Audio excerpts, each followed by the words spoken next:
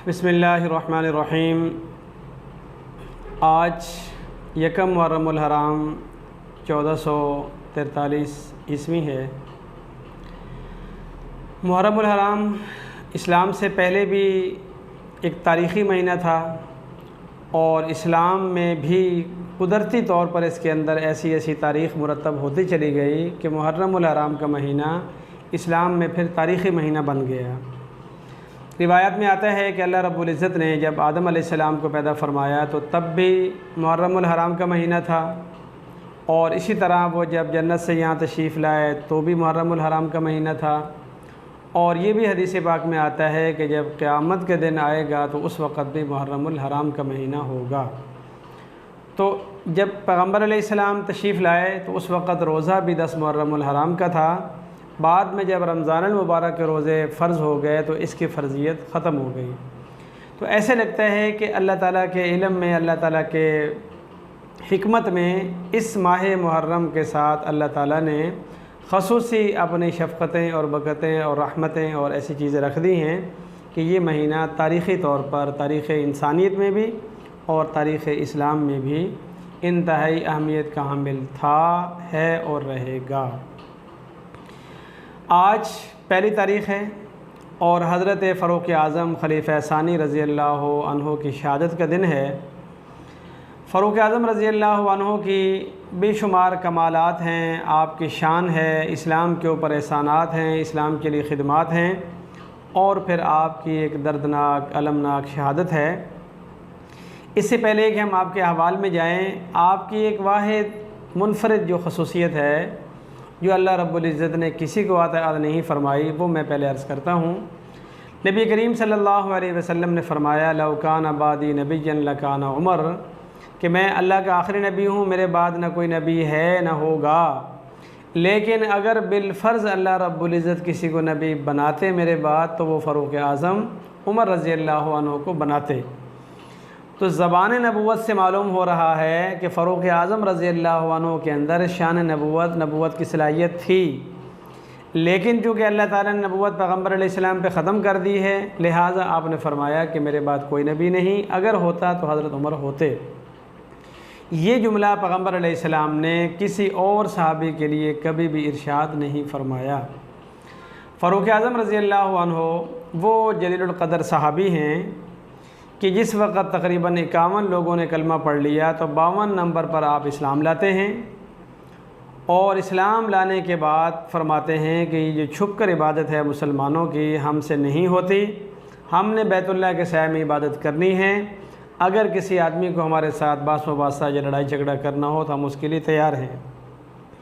फ़ारूक़ आज़म रज़ी अल्लाह अन्हु आप सल्लल्लाहु अलैहि वसल्लम का जो हिजरत का सफ़र है उससे तकरीबन 40 साल पहले पैदा हुए हैं, और आपका ख़ानदान एक आला ख़ानदान था। पैगम्बर अलैहिस्सलाम के साथ 8वीं पुश्त में जाकर आपका नसब मुबारक मिल जाता है, और रिवायात में है कि आपके वालिद माजिद अपने ज़माने के अंदर उन लोगों में शुमार थे कि अगर कौम अरब ने किसी और कौम के साथ को मुआहदा करना होता था, उनके साथ कोई मुज़ाकरात करने होते थे, तो बतौर क़ासिद और बतौर सफ़ीर आपके वालिद गिरामी हज़रत ख़त्ताब को भेजा जाता था। तो आप अबू अल-हफ्स उमर बिन ख़त्ताब रज़ी अल्लाह अन्हु जिस वक़्त अभी मुसलमान नहीं हुए थे तो उस ज़माने में बज़ात ख़ुद इस्लाम के लिए मुस्तक़िल ख़तरा थे। यहाँ तक के रिवायात में जो आपके इस्लाम लाने का वाक़या मज़कूर है उसमें यही है कि उस दिन ये कलमा पढ़ने नहीं बल्कि अलियाज़ु बिल्लाह इस्लाम और मुसलमान और उनके सरबराह को हमेशा के लिए ख़त्म करने चले थे, लेकिन इन्हें नहीं मालूम था कि ज़बान नबूवत इनके लिए अल्लाह ताला से दुआ मांग चुकी है और अल्लाह ताला से उमर बिन ख़त्ताब को मांगा जा चुका है। तो बहरहाल जिस वक़्त ये इस्लाम में आए हैं तो इस्लाम को तक़वियत मिली, और नबी करीम सल्लल्लाहु अलैहि वसल्लम के साथ जब ये कलमा पढ़ के शामिल हुए हैं तो इन्हें इस्लाम की फ़तह करार दिया गया है, और आप पैगम्बर अलैहिस्सलाम के साथ हमेशा रहे, आपके ख़ास मामलों में और ख़ास मुशीरों में शामिल रहे, आपके वज़ीरों में शामिल रहे, और 500 से कुछ ज़्यादा अहादीस आपसे मरवी हैं, और आपसे रिवायत करने वाले सहाबा कराम के अंदर हज़रत अब्दुल्ला बिन उमर आपके बेटे भी शामिल हैं, हज़रत अब्दुल्ला बिन अब्बास रज़ी अल्लाह अन्हु भी शामिल हैं, हज़रत अब्दुल्ला बिन मसूद रज़ी अल्लाह अन्हु भी शामिल हैं, हज़रत उस्मान गनी रज़ी अल्लाह अन्हु भी शामिल हैं, हज़रत अली रज़ी अल्लाह अन्हु भी शामिल हैं, हज़रत अनस बिन मालिक रज़ी अल्लाह अन्हु भी शामिल हैं और हज़रत अबू हुरैरा रज़ी अल्लाह अन्हु जैसे अज़ीम मुहद्दिस भी आपसे रिवायात नकल करके उम्मत तक पहुँचाने वालों के अंदर शामिल हैं। आपके इस्लाम के लिए ख़िदमत को देखा जाए तो एक तो आपके आने के बाद इस्लाम को और मुसलमानों को ताकत मिली, क़ुव्वत मिली, एक सहारा मिला। और उसके बाद जिस दिन आपने हिजरत की है तो बाकी सहाबा कराम को जब आपने हिजरत का हुक्म फरमाया तो वो खामोशी से चले गए, कोई रात को, कोई दिन को, कोई सुबह, कोई शाम। लेकिन आपके जिस वक्त हिजरत का वक्त आया तो आप बैतुल्लाह में आए, आकर तवाफ़ किया, 7 चक्कर पूरे। उसके बाद मकाम इब्राहीम पे आकर आपने नमाज़ पढ़ी। उसके बाद कुरैश के जत्थों में गए जहाँ उनकी कमेटियाँ बैठी थीं और उनके अफराद बैठे हुए थे और उनको जाकर कहने लगे कि मैं आज के दिन हिजरत करके अल्लाह के हुक्म और अल्लाह के नबी के हुक्म से जा रहा हूँ। कोई ये मत समझे कि मैं डर के जा रहा हूँ। अगर इस वक्त किसी को मेरे जाने के बाद कुछ कहना है तो भी कह ले। अगर किसी को अपने बच्चे यतीम कराने हों, औरत बेवा करानी हो या किसी ने अपने आप को बे औलाद करना हो तो अभी मेरे सामने मैदान में आए और मैं उसको बता के जाता हूँ कि उमर जो है वो डर के नहीं बल्कि पैगंबर की बात मान कर यहाँ से जा रहा है। मदीना मुनव्वरा जाने के बाद पैगंबर अलैहिस्सलाम के साथ तकरीबन तमाम जंगों के अंदर आप शरीक रहे। ग़ज़वा तबूक वाले दिन जिस वक़्त पैगंबर अलैहिस्सलाम को मुसलमानों की जानी तामुन के साथ साथ माली तामुन की भी शदीद ज़रूरत थी, आप अपने घर जाते हैं, घर का सामान इकट्ठा करके आधा सामान पैगंबर अलैहिस्सलाम की खिदमत में लाते हैं।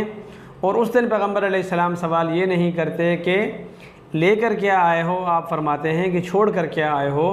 तो अर्ज़ करते हैं कि अल्लाह के रसूल जो कुछ था जमा किया है, आधा आपकी खिदमत में लाया हूँ और आधा अपने घर वालों के लिए छोड़ कर आया हूँ।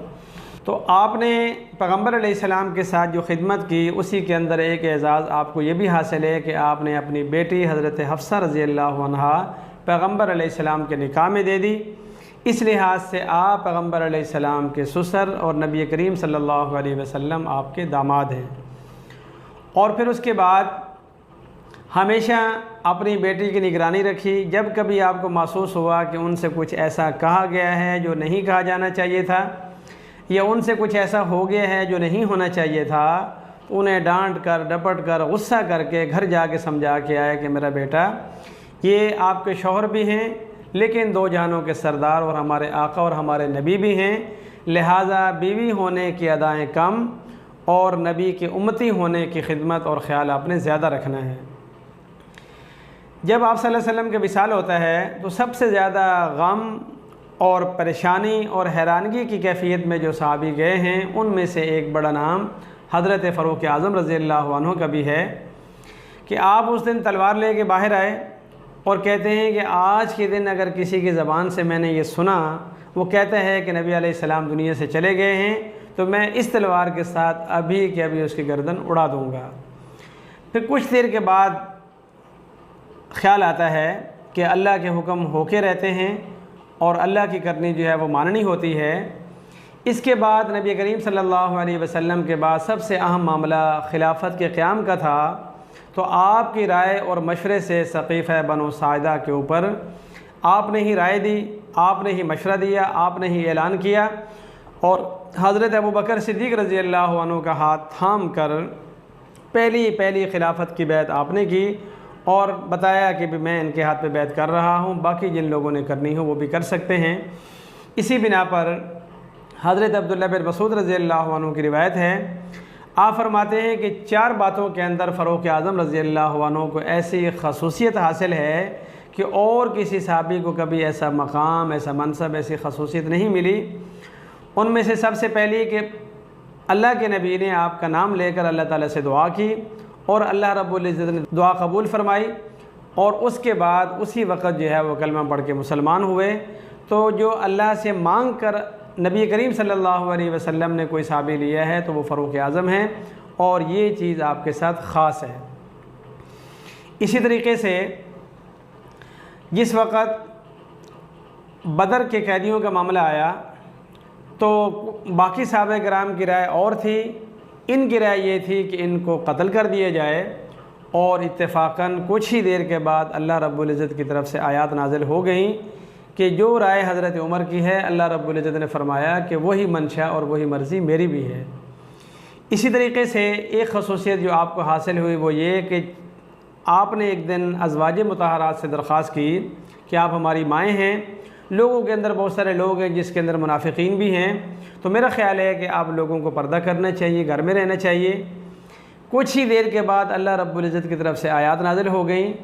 तो एक हदीस में ये भी आता है कि नबी करीम सल्लल्लाहु अलैहि वसल्लम ने फरमाया कि ऐ उमर, वही हमारे घर में उतरती है और वही बात आप कह देते हैं, तो कहीं आपको इल्क़ा तो नहीं होता कि अल्लाह रब्बुल इज़्ज़त ये नाज़िल करने वाले हैं और आप उससे पहले ही कह देते हैं।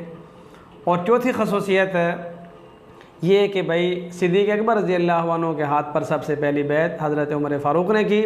तो गोया इस्लाम के अंदर पैगम्बर अलैहिस्सलाम के बाद जो एक सिलसिला चला है खिलाफत का, उसके अंदर हज़रत फ़ारूक आज़म रज़ी अल्लाहु अन्हु का अहम किरदार है, और गोया इस खिलाफत की पहली ईंट रखने वाले जनाब फ़ारूक आज़म रज़ी अल्लाहु अन्हु हैं।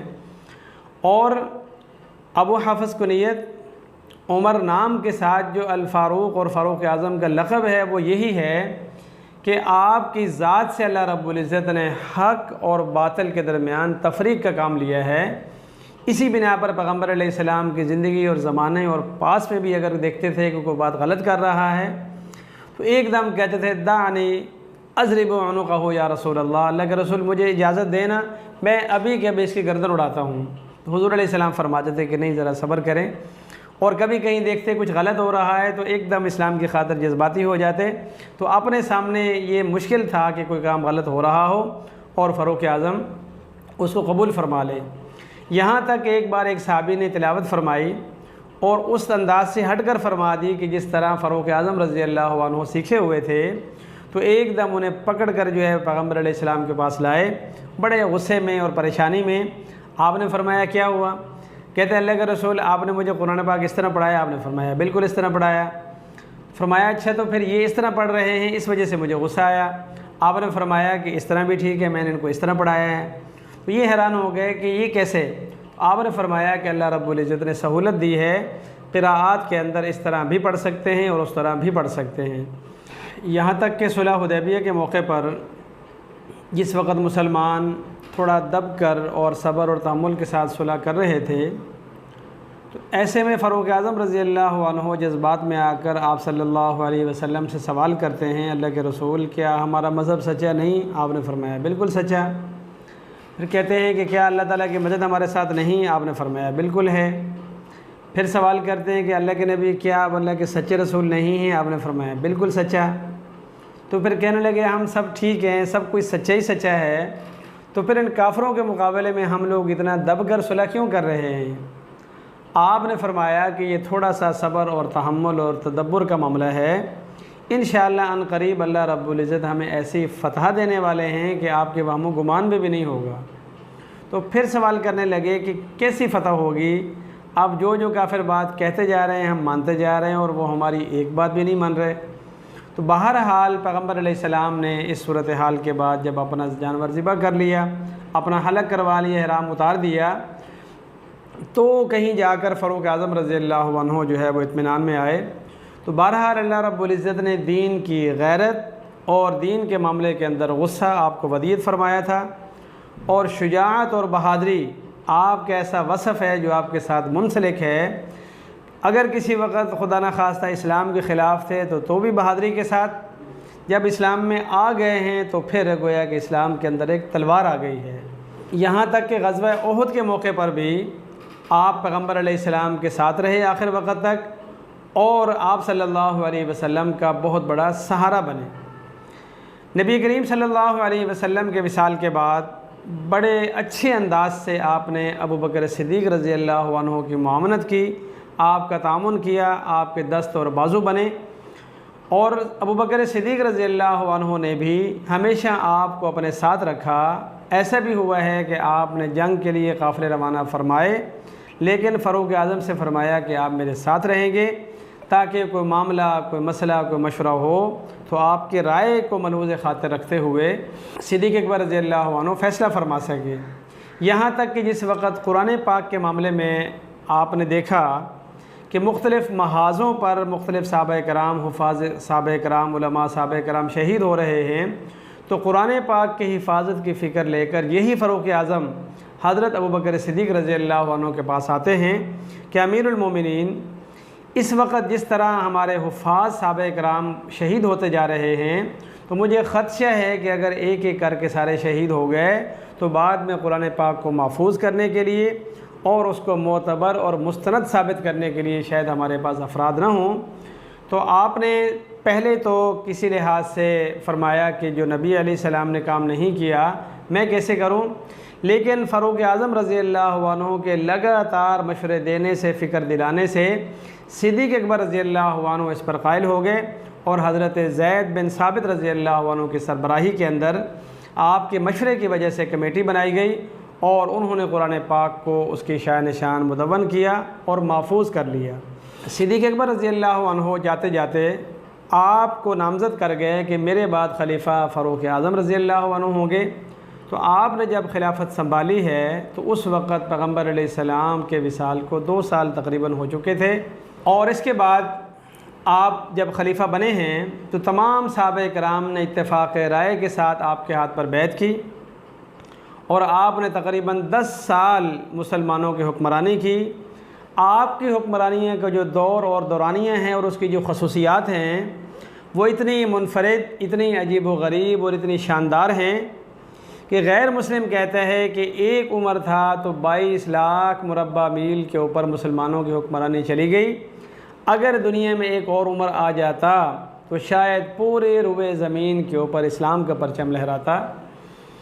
आपकी ज़ात, आपकी सिफ़ात और फिर आपका किरदार जो इस 10 साला खिलाफत के ज़माने में निखर कर सामने आया है और इस्लाम और मुसलमानों को जो फ़ायदा पहुँचा है वो फ़वाइद और असरात इस कदर गहरे और इस कदर ज़्यादा हैं कि क़यामत तक के लिए मुसलमानों को उन बुनियादों पर अपनी तामीरात खड़ी करने के अंदर बड़ी आसानी है।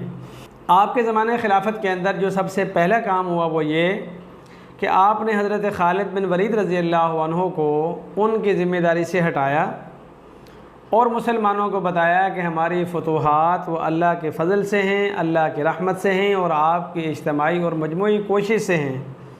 किसी के ज़हन में ये ख्याल ना आए कि फ़लाँ सलार होगा तो फतूहात होंगी और ये फतूहात जो है वो फ़लाँ की ज़ात की वजह से हैं, फ़लाँ के हाथ में हैं, अगर वो हैं तो फ़तह है और अगर वो नहीं तो शिकस्त है। तो आपने मुसलमानों का तअस्सुर वहाँ से ज़ैल करने के लिए हज़रत खालिद बिन वलीद रज़ियल्लाहु अन्हु जिनको सैफुल्लाह करार दिया गया है उन्हें फ़रमाया कि आप पीछे रहकर काम करें और मैं इस बढ़ती हुई जो हमारी फतूहात हैं उनको कंट्रोल करने के लिए आपके साथ ऐसे सालार और सरबराह को लगाता हूँ कि जो जंग को भी जानता होगा और उसके साथ साथ निज़ाम हुकूमत को चलाना भी जानता होगा। आप जंग के सालार हैं, फ़तह होने के बाद मुल्क को चलाना एक अलग तरह का इंतज़ामी मामला है। तो बहरहाल आपने मुसलमानों के दिल और दिमाग के अंदर जो तौहीद का एक सही नक्श है उसको पक्का करने के लिए इंतज़ामी तौर पर फरमाया कि लोग अगर ये समझते हैं तो उनको ये नहीं समझना चाहिए। इसी तरह आप जिस तरह पक्के मुआहिद थे, आपके ज़माने में ही ये वाक़या पेश आया कि आपको ख़बर पहुँची कि दरिया नील हर साल एक ज़िंदा जान मांगता है किसी ख़ातून की और वो जब तक उसके अंदर किसी लड़की को ज़िबा ना किया जाए तो नहीं चलता।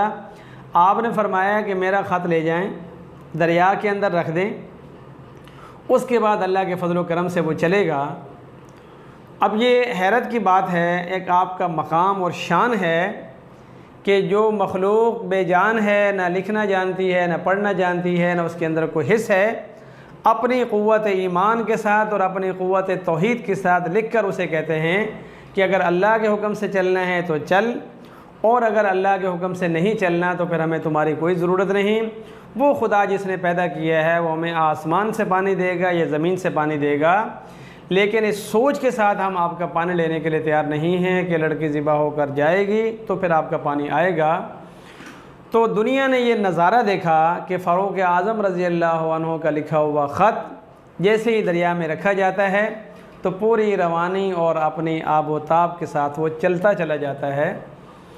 और इसी तरह अपने ज़माने खिलाफत के अंदर आपकी जो एक ख़ास वाक़या और क़िस्सा है जिसके अंदर पूरी दुनिया के मुसलमानों के लिए, हुक्मरानों के लिए इबरत है, सबक है, नसीहत है कि आप रात के वक़्त पहरा देते हैं, गलियों का गश्त करते हैं और ज़रूरतमंदों को पहचानते हैं। तो जब देखते हैं कि एक ख़ातून अपने बच्चों के साथ भूखी प्यासी है तो बैतुल माल में आकर अपनी पुश्त के ऊपर राशन का सामान रखते हैं।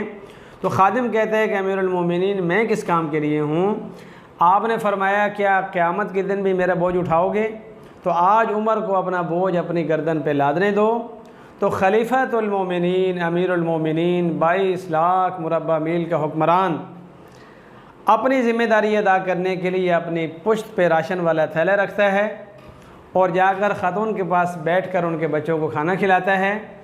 वो कहती है कि मैं जाऊंगी अमीरुल मोमिनीन के पास, उससे जाकर शिकायत करूंगी कि आप कैसे खलीफा हैं कि हम लोग भूखे मर रहे हैं और आपको ख़बर तक नहीं। फरमाया कि हाँ इंशाअल्लाह जब आप खलीफतुल मोमिनीन के पास जाएंगी तो मुझे भी वहीं पाएंगी।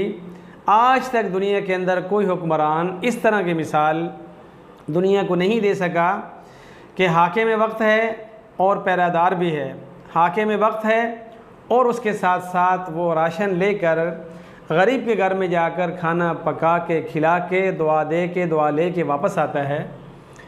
और इसी तरीके से आपने अपने ज़माने खिलाफत के अंदर जो अहम तरीन कारनामे अंजाम दिए उसके अंदर एक बहुत बड़ा मामला फ़ौज के दफातर बनाना, यानी उनका रजिस्टर बनाना, बाकायदा उसको एक बतौर महकमा बनाना और एक बाकायदा एक तरतीब से उसूल और ज़वाबित के साथ चीज़ों को लेके चलना, अफवाज की छुट्टी, उनकी हाज़िरी और इसी तरीके से उनके लिए बाकायदा तनख्वाहें, इसी तरह पुलिस का यानी कानून नाफिज करने वाले इदारे का आगाज़ और इसी तरीके से आपने नहरों की खुदाई करवा कर मुख्तलिफ़ इलाक़ों में पानी पहुँचाया। यहाँ तक कि तालीम को बेहतर तरीके से अंजाम देने के लिए बाकायदा उसको महकमा तालीम बनाया और जो कुरान पाक की तालीम देने वाले हजरात थे उनकी तरबियत का इंतज़ाम फरमाया, मकातिब कायम किए और इसी तरीके से अदालतों का एक वसी व अरीज़ आपने जाल फैलाया। और उसके साथ साथ जिन हजरात की आप ज़िम्मेदारी लगाते थे मुख्तलिफ़ इलाक़ों में ज़िम्मेदार होने की, तो उनकी बाकायदा निगरानी, उनको नसीहत, उनको वसीयत, उनको समझाना, उनकी देखभाल करना। बिलखसूस लेन देन के मामलात के अंदर फ़ारूक आज़म रज़ी अल्लाह अन्हु ने जो रिकॉर्ड कायम किया है, यहाँ तक कि आपका एक रियाया का बंदा मजमे में खड़े होकर पूछता है कि जो कपड़ा तकसीम हुआ है उस हिसाब से आपका पहना हुआ कपड़ा छोटा होना चाहिए था, थोड़ा होना चाहिए था, और आपने अपने पूरे कद काट कर बेहतरीन कपड़ा पहना हुआ है, कैसे? तो आपने फरमाया कि बिल्कुल आप सही फरमा रहे हैं, मैंने अपने हिस्से का कपड़ा इस्तेमाल किया और मेरे बेटे ने अपने हिस्से का कपड़ा मुझे इस्तेमाल के लिए दिया, लिहाजा मेरे इस लिबास के अंदर बैतुल माल के मामले के अंदर बहैसियत अमीरुल मोमिनीन कपड़े के एक टुकड़े की ख़यानत भी नहीं है। अब इसका नतीजा क्या निकलता है कि काफिर जो हैं वो दूर दराज बैठे हुए अपने बड़े बड़े किलों के अंदर कांप रहे हैं कि फ़ारूक आज़म आखिर किसका नाम है, जिस दिन वो आएगा हमारी खैर नहीं होगी। यहाँ तक कि आप बैतुल मुक़द्दस को फ़तह करने के लिए जब पहुँचते हैं तो दुनिया ने ये मंज़र देखा है, शायद इससे पहले दुनिया ने पहले भी नहीं देखा और शायद अब तक भी कोई ऐसी मिसाल नहीं आई कि खादिम ऊँट के ऊपर सवार है और अमीरुल मोमिनीन खलीफतुल मुस्लिमीन सवारी की मुहार थामे आगे आगे चल रहे हैं। तो जिन लोगों ने जंग करनी थी वो अपने हथियार डाल के मुज़ाकरात के लिए बैठे हुए हैं। देखकर हैरान हो जाते हैं कि ये अमीरुल मोमिनीन है जो ऊँट पर सवार है। तो आपके जानने वाले बताते हैं कि नहीं, वो अमीरुल मोमिनीन नहीं, ये अमीरुल मोमिनीन है जो लगाम को थामे हुए आगे आ रहे हैं।